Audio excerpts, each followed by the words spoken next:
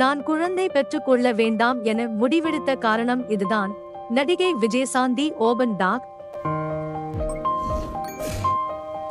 பாரதராஜாவின் கல்லுக்குள் ஈரம் படத்தின் மூலமாக சினிமாவில் நாயகியாக அறிமுகமானவர் விஜயசாந்தி.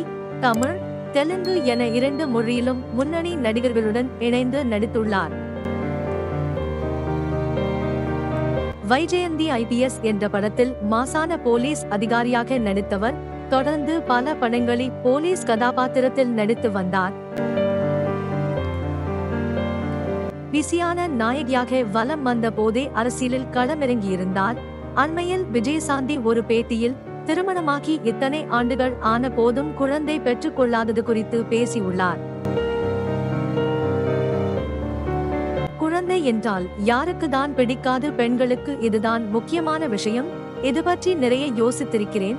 ஆனால் எங்கேயோ ஒரு இடத்தில் எனக்கு குழந்தைகள் இருந்தா தெலுங்கானாவில் அதை வைத்து என்னை பிளாக்மெயில் பண்ணுவாங்கன்னு சந்தேகம் வந்தது.